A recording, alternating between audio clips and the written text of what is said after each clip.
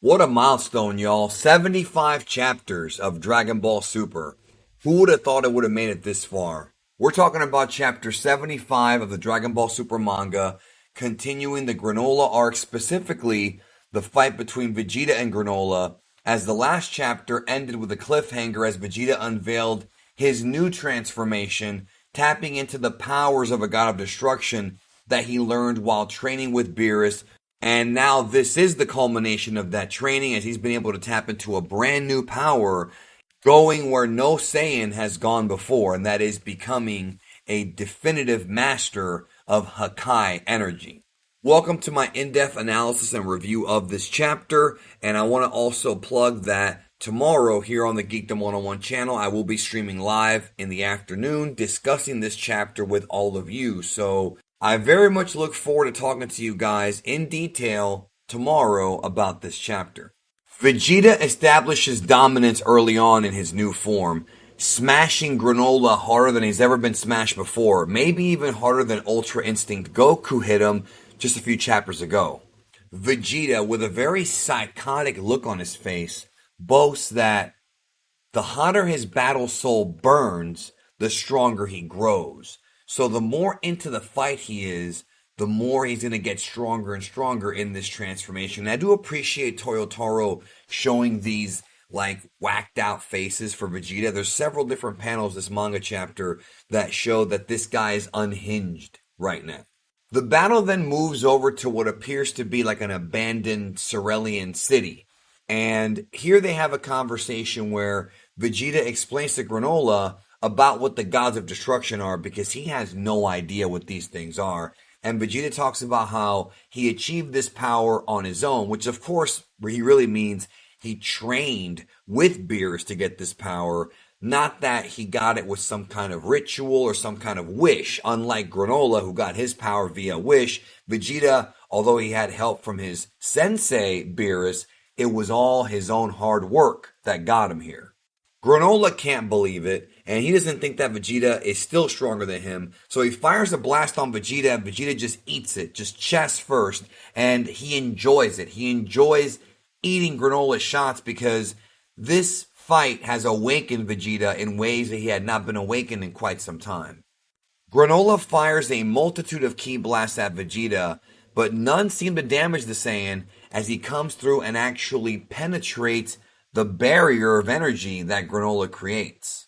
Now here is where Vegeta reveals the name of this transformation. I had done videos explaining what the transformation means from the Japanese perspective, what the pun or the wordplay that Toriyama and Toyotaro are showing the Japanese audience, and how the word translates as well as possible into English. But the actual phrase that was chosen by Shueisha as the marketing term, the marketing technique for this move is now public. It is now known, it is called Ultra Ego. So this transformation, unlike Goku's, which is Ultra Instinct, this is Ultra Ego.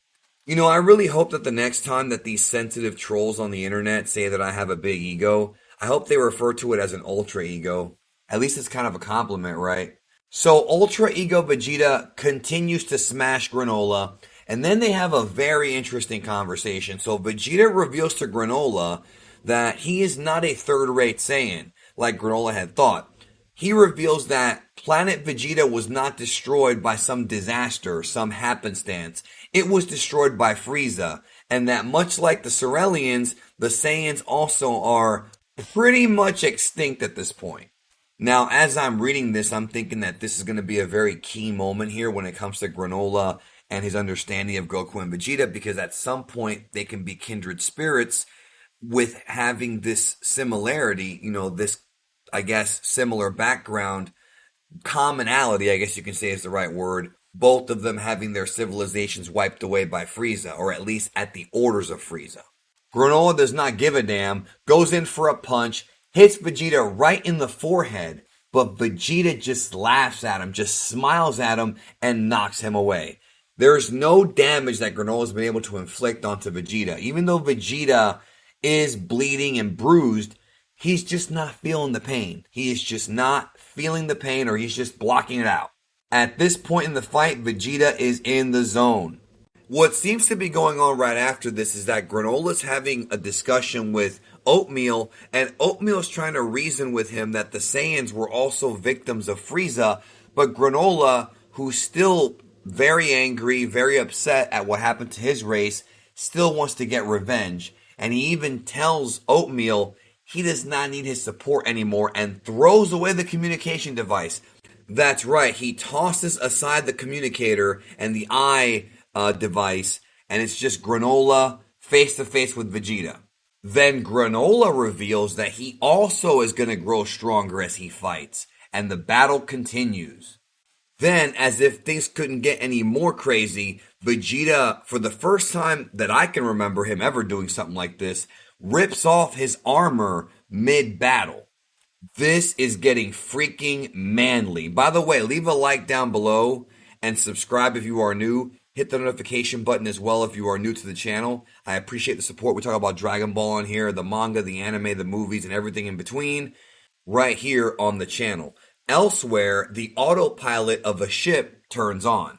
And at this point, we have some of my favorite fighting in this chapter. Vegeta and Granolah just going at it blow for blow. And the way Toyotaro drew these panels was really, really fun. Not quite at the level of the best of Toriyama, in my opinion, but pretty good for what we've seen so far from him. Meanwhile, as Goku studies the fight, he remarks that Granolah seems to be getting the hang of fighting and gaining more and more experience during this fight with Vegeta, becoming a better fighter as the fight progresses. And Goku is realizing that the bravado that Vegeta had before is not there the way it used to be, which is not a very good sign. Now, one thing that did make its return in this manga chapter that I was surprised about is Goku's ability to self-heal. Remember how Goku, way back in the Battle of Gods anime arc of Dragon Ball Super, we found out that he could heal himself, or at least he did it during the fight with Beerus? Goku actually tries to do it again here. So it's good to know that that technique was not forgotten about by Toyotaro, and one that I think is useful. But the question is, where is the Senzu? Obviously, one would think Vegeta has it, because I feel like Goku would have used it by now. But man, why haven't they used this God healing in so long? What is the reason behind that? I mean, it seems like a pretty useful technique, right? For now, I'm just going to say it's lazy writing, probably just an ass pull, and something that they forgot about that just got re-referenced now after a very long time, but that's just kind of how I feel until we get a more thorough explanation. After firing a large ki blast at Granolah that does not finish him off, Vegeta's vision begins to blur, and he's realizing that he's taken too much damage in this fight and can probably sense his power dropping. So Vegeta gets desperate and creates a gigantic ball of Hakai energy. Seriously, he makes a giant ball of pure Hakai energy and states that that ball will destroy anything it touches. Not just destroy, but vaporize. This is the absolute peak of Vegeta's training as a god of destruction. These are the things he has learned how to do. And I was wondering when we were going to see something like this, and now we're finally seeing it. Because if you noticed, earlier in the fight it was mostly physical, very few like destruction type moves. Now Vegeta's finally busting out what he actually learned. Vegeta flings the Hakai ball at Granolah, and then we find out something that, again, it was unexpected. Both of Granolah's eyes are red. Both of them have the hyper focus, I guess, Cerulean technique, or whatever you want to call it, which shocks Vegeta. This allows him to focus a blast directly into the center of the Hakai ball, making the ball explode upon contact. Now, I'll be honest, even though it looked cool, it wasn't that impressive. Obviously, when you have a giant key ball and you fire another key ball into it, it may or may not detonate depending on the kind of energy it is.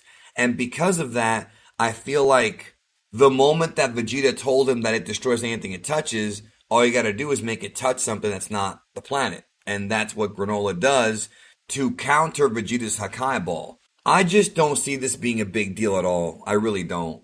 I mean, they're trying to make it seem like it is, but it's really not. So there's a big explosion, and Vegeta gets knocked down because of it. But this is not what we had previously thought. Granolah does not beat up Vegeta here. Vegeta's just knocked down because of the big recoil of the exploding Hakai Ball. Vegeta is still not completely out of this fight yet. He's just shocked at the fact that Vegeta helped draw out some extra power from inside of Granolah. A power that Granolah himself probably didn't even know he had. So this fight with Vegeta and Granolah is still not over yet. But that's not the cliffhanger of the chapter. The cliffhanger of the chapter is the arrival of the Heaters, who at long last are finally hatching their plan. As Vegeta and Granolah are fighting to the death, the Heaters are going to gather these so-called Dragon Balls and grant themselves whatever sinister wish they want. So even though Vegeta fanboys may have gone nuts over his new form, to me it wasn't that impressive in this chapter at all, and this chapter itself was kind of mid to me. It wasn't terrible by any means, but it really wasn't great. I liked the last chapter a lot more. This is more like a thumbs in the middle type of chapter. There was nothing that was too offensive. Some stuff was built up a bit too much and didn't really deliver. And at least the story's moving forward, but ultimately it's not my favorite chapter. Even if you're a hardcore Vegeta fan, even you have to admit that this could have been done a lot better. With that being said, I'll see you guys tomorrow for the stream. Thank you for watching.